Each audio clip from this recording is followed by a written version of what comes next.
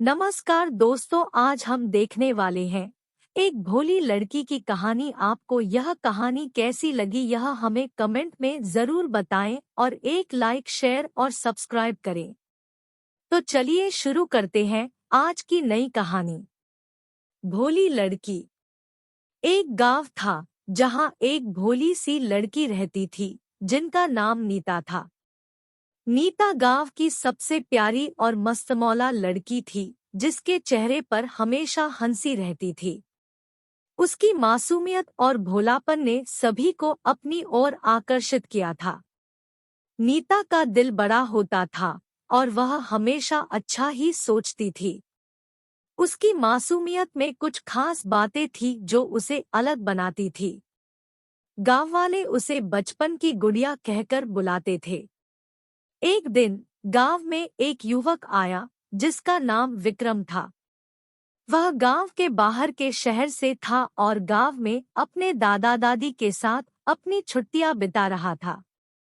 विक्रम को नीता की मासूमियत में कुछ खास पसंद आया। नीता और विक्रम के बीच एक अजीब सी बात थी। उनकी बातचीत में कुछ खास बातें थी जो उन्हें एक दूसरे की ओर खींच रही थी। धीरे धीरे वे दोनों दोस्त बन गए। विक्रम नीता को बड़े शहर की बातें सुनाता और नीता विक्रम को अपने गांव की सारी रीति रिवाज बताती। उनका समय बहुत अच्छा गुजरने लगा और वे एक दूसरे के साथ बहुत समय बिताने लगे। एक दिन गांव में एक मेला लगा था। नीता और विक्रम ने मिलकर मेला देखने का निर्णय किया। मेला में वे बहुत सारे रंग बिरंगे रिडल्स, गेम्स और फूड स्टॉल्स देखने को मिले। विक्रम नीता को गोलगप्पे खिलाकर खुश करने का प्रयास करता रहा और नीता विक्रम को मेला की हर छोटी बात बताती रही। मेला के बाद जब वे गांव लौटे तो नीता ने विक्रम से कहा, तुम्हारी वजह से मैंने इतना मजा कभी नहीं किया।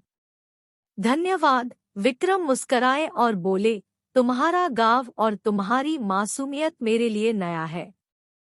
मैं जानता हूँ तुम बहुत भोली हो, पर मुझे लगता है तुम बहुत समझदार भी हो। इस पर नीता ने हंसते हुए कहा, कोई बात नहीं विक्रम।